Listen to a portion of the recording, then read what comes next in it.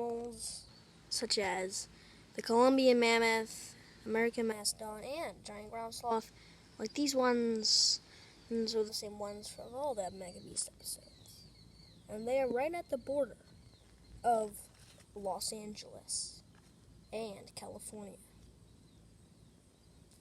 And sometime they might enter a new state. But where they are here, humans are also.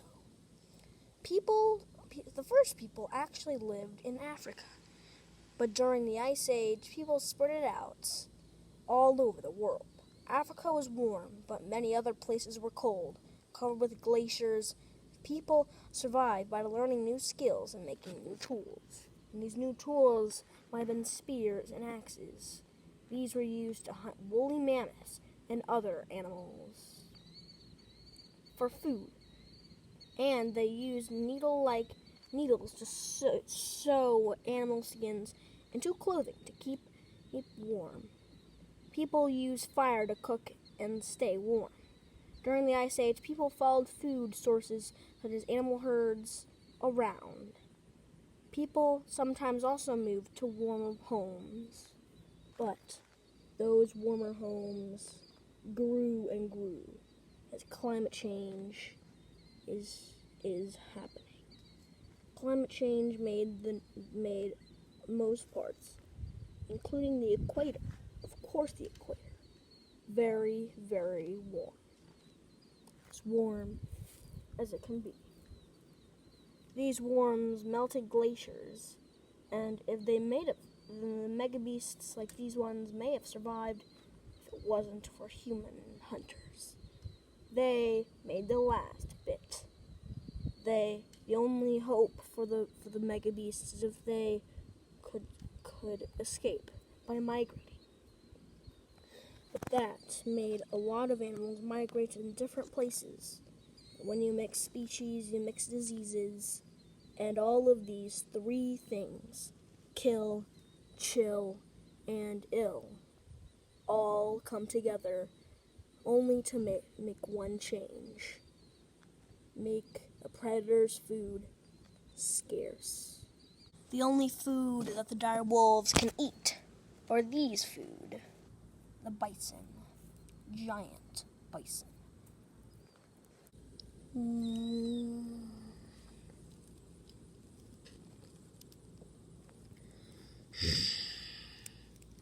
It's hiding behind these bushes. And these creatures, or this is supposed to be an ambush hunting. To ambush it. To prevail.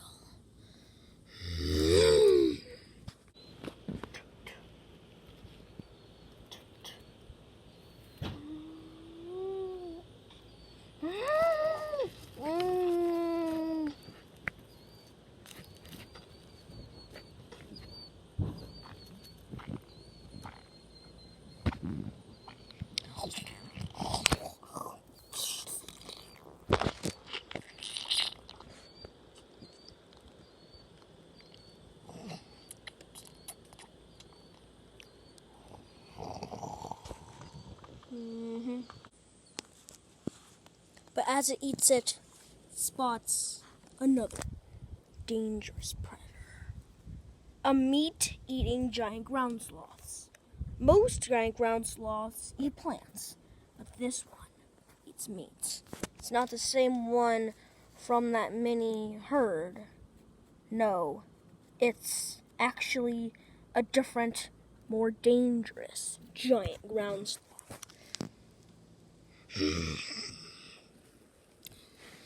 Mostly, this would be enough for the dire wolf to turn tail and run.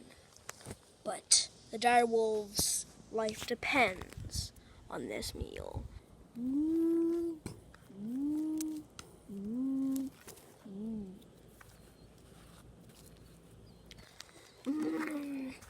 But as the dire wolf sees its only weakness, as the giant ground sloth rears up, soft underbelly.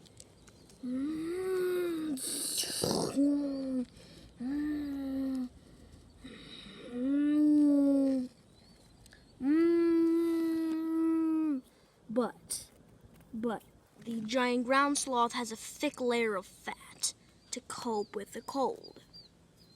But as it is coping with the cold, it also can help have it not do any damage when a strong bite force creature like the dire wolf bites. It hurts, but it's not doing any damage.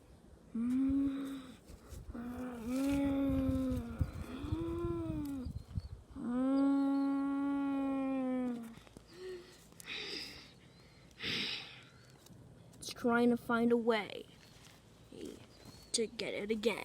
This time, it's trying to hit the neck. But as the giant ground sloth rears back up again, it goes back down and then charges for its own attack.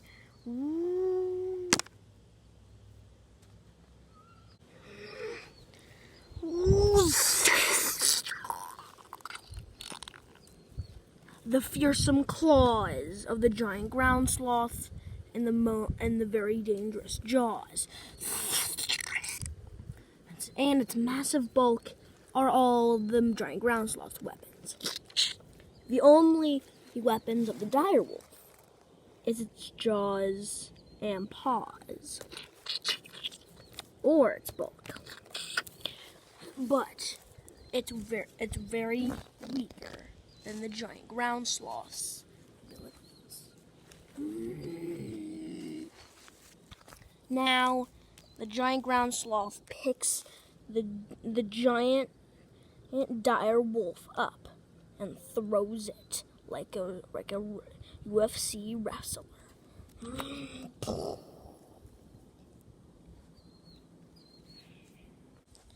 Sadly and unfortunately for the dire wolf, the giant ground sloth throws him in the direction of the cave.